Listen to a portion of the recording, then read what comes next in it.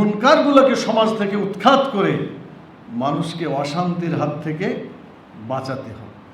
এই চারটা কর্মসূচি একটা ইসলামী রাষ্ট্রের, ওই রাষ্ট্রই আমরা বানাতে চাই যে রাষ্ট্রে এই চারটা কর্মসূচি বাস্তবায়ন করার আহ্বান আল্লাহ তাআলা জানিয়েছে। এই সমাজ গড়ার জন্য আপনারা কি তৈরি আছেন? ইনশাআল্লাহ।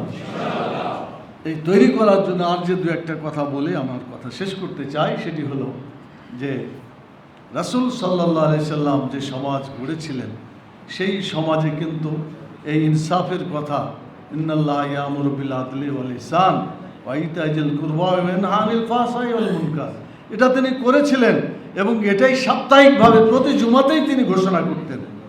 যতগুলো হাদিস দেখা যায় জুমার খুতবাতে আয়াতটা দ্বিতীয় খুতবার মধ্যে এটা আছেই, এটা তিনি বলতেন।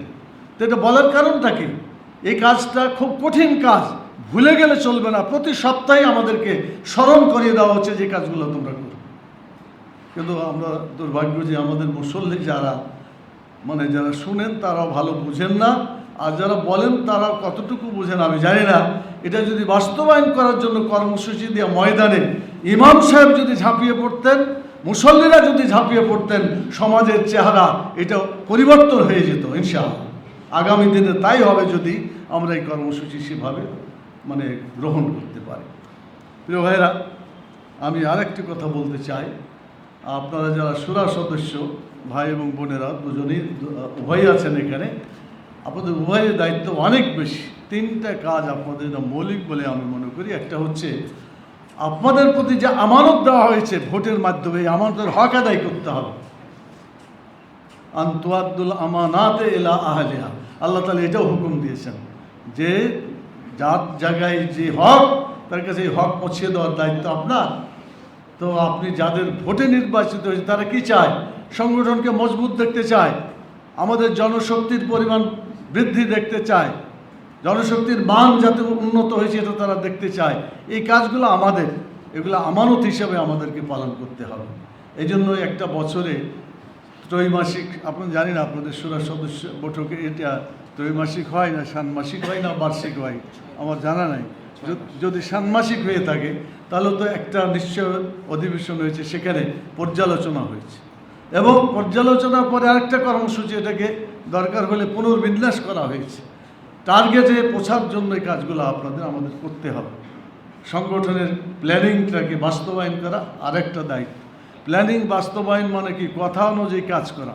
এটা আমি করব, সিদ্ধান্ত নিয়েছি, এটা বাস্তবায়ন যদি না হয় তাহলে তো আমার মাপ চেয়ে নিতে পারি।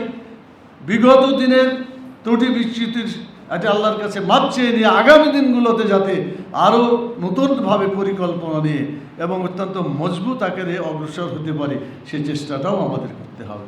এই জন্য একদিকে দিনের বেলায় খুবই মজবুত পদচারণা আমার হতে হবে, মানুষ যাতে বুঝতে পারে এ লোকেরা আল্লাহর দিনের একজন সৈনিক, আল্লাহর দিন প্রতিষ্ঠার একজন সৈনিক। অন্যদিকে রাতের বেলায় আল্লাহ তাআলার কাছে কেঁদে আমার নিজের ত্রুটি বিচ্যুতির ক্ষমা চাইতে হবে।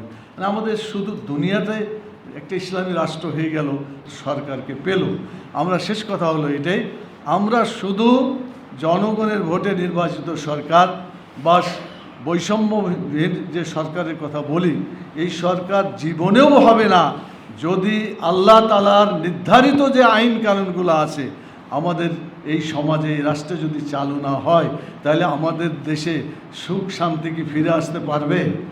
পারবে না। এজন্য একটা জালেমকে পরিবর্তন করে অন্য জালেম, একটা দূষিত লোককে চেঞ্জ করে আরেকটা দূষিত লোক সেখানে নিয়োগ দিলে কি আমাদের সমাজটা ভালো হবে?